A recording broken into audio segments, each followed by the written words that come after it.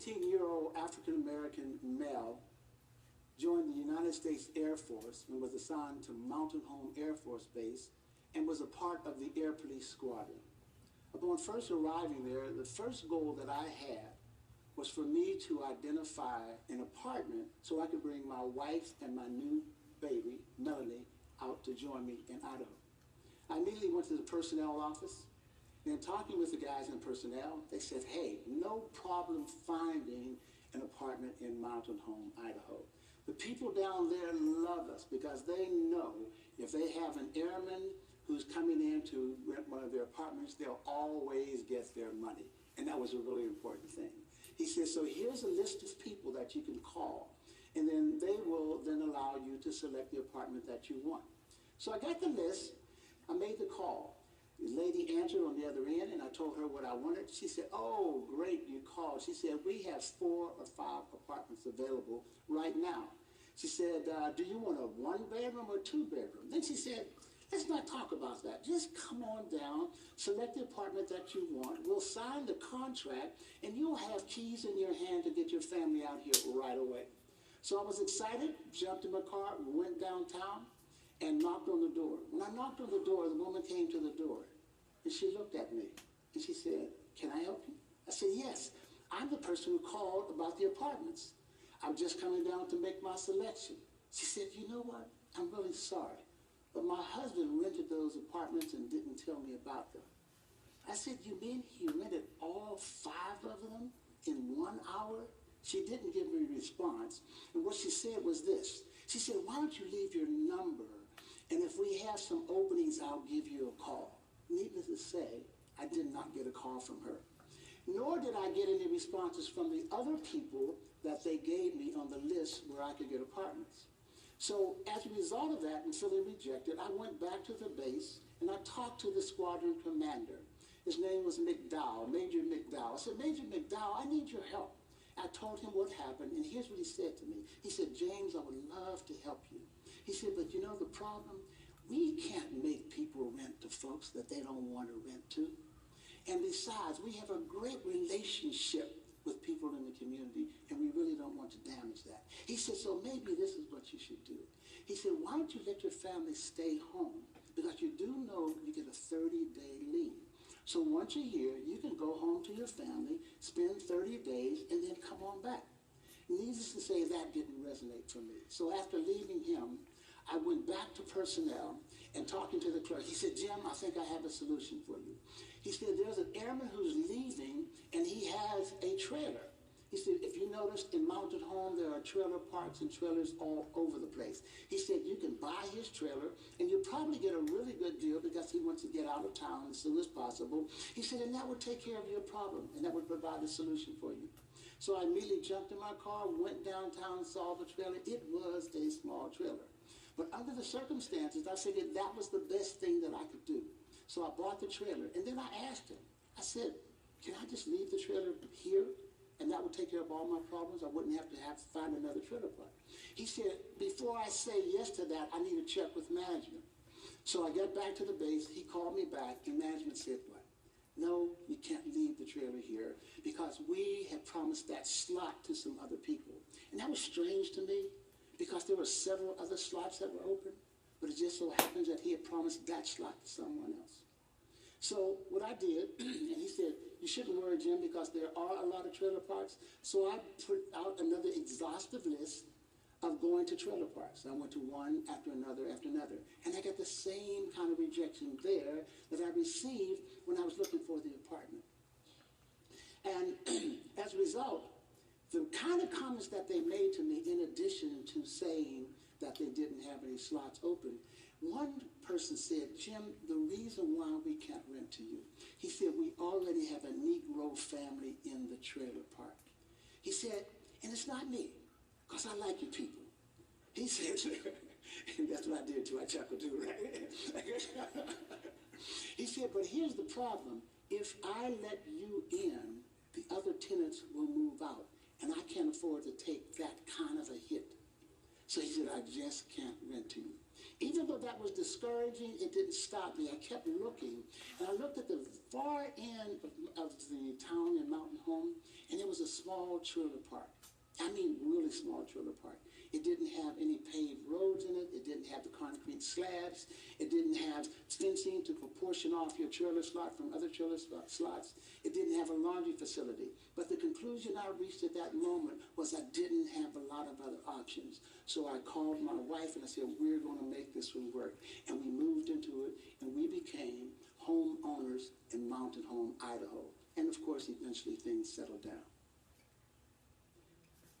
4 years after that, I received papers to move from Mountain Home, Idaho, to a place called Goose Bay, Labrador. We won't even talk about that. It was another Bay location, right? So my challenge then was to get my family from Mountain Home, Idaho, to Sharon, Pennsylvania. That wasn't a problem because we had just purchased a brand new automobile. My mother called and said, she'll fly out, she'll be with us as we drive, and she'll help us manage the children. So she came out, her and Alice put a lot of food together for the trip. That morning we left about 5 a.m. Great trip, having a great time, good conversation. Somewhere around 6:30, 7 o'clock, we got a little bit tired. They said, why don't we get a motel so we can rest and then have an early start in the morning? So we were looking at a number of the motels as we drove down the road, and we saw one. It was a great big bright flashing line that says vacancies, vacancies, vacancies. So we stopped in. They were in the parking lot. I went inside. When I walked inside, the lady was just finishing up one contract with some folks. Some other people were coming in behind me. And so I walked up to the counter, and she said, how can I help you? I said, I would like to get a motel for the evening for my family. She said, you know, I'm really sorry. I just rented the last one. We will not have any more until the morning. She said, but if you go down the road about hour, 45 minutes, there's another trailer park down there. I said, yeah, but you still have the vacancies light on and it's flashing. She said, oh, I forgot. And she reached over and turned the light off. Then she looked at me and I looked at her. There were other people in the room. She kind of looked at them. No one said anything. So I just got the hint and I left, went outside to the parking lot.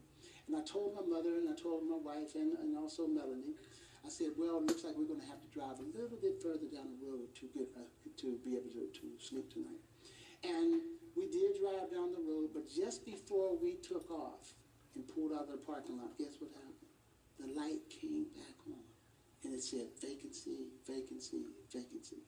We were able to find a nice place. It wasn't our preference, but it was secure, and it was clean, and so we had a great sleep that night. The piece that's important about that is that we had similar kinds of experiences from Idaho all the way through to Pennsylvania, where we were ejected from hotels, motels, and restaurants. But we made it to Pennsylvania. Got the family settled. Everyone was glad to see the kids. I jumped on a plane, shot off to Goose Bay, Labrador, which is another story. Right? Here it is. 53 years later, I now have 9 grandchildren, 2 great-grandchildren. 5 of the grandchildren are boys. I have masters, PhDs, undergrad, 1 in medical school. I have a couple that are trending, you know. They're almost there, but not quite. I have one that has been in college now for 8 years. He doesn't have a degree yet, but he wants to be a comedian. So we're just trying to get him to stay in school, because you never know. Just because you're funny at home does not make you a comedian, right? But the thing about it, they're all good kids. No drugs, no babies in high school, no crime. So with that being the backdrop, I was sitting in my TV room watching TV, and they were talking about Ferguson and all the hullabaloo that was going on. And all of a sudden, one of the news commentators got on the air and she said, in the last 3 months, 8 unarmed African-American males have been killed by police, white homeowners, or white citizens. And for some reason at that moment, it just all hit me. I said, what is it? It is so insane.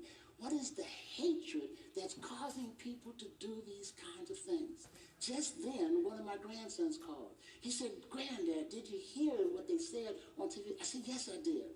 He said, "I'm just so confused." He said, "We do everything we do, but it seems that driving while black, walking while black, talking while black, it's just dangerous. What can we do?"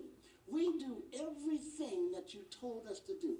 When stopped by the police, we place both hands on the steering wheel at the 12 o'clock position. If asked to get identification, we tell them, "I am slowly reaching over into the glove compartment to get my ID." When pulled out of the car to be searched, when laid on the ground to be searched, when our trunks are open to be searched, we don't push back, we don't challenge, because we know you've told us, "Don't you challenge the police. After it's over, call us and we'll be the ones who challenge." He said, and this is the piece that really bugs me.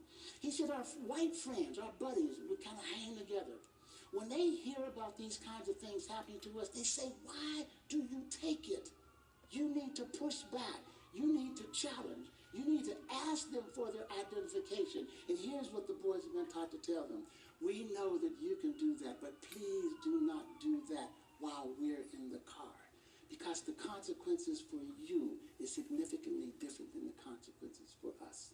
And so as a grandparent, what do I tell my grandsons? How do I keep them safe? How do I keep them alive? As a result of this, people have come to me and say, "Jim, are you angry?" And my response to that is this: I don't have the luxury of being angry. I don't have the luxury of being angry. And I also know the consequences of being enraged.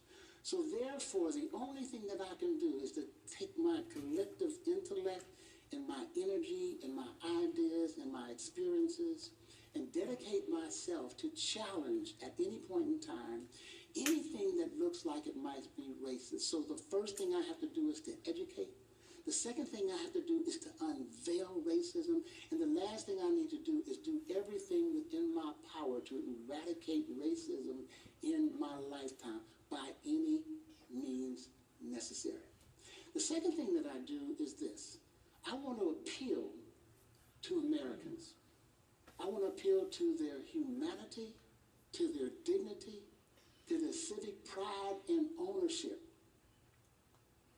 to be able to not react to these heinous crimes in an adversive manner, but instead to elevate your level of societal knowledge, your level of societal awareness and societal consciousness, to then collectively come together, all of us come together, to make sure that we speak out against and we challenge any kind of insanity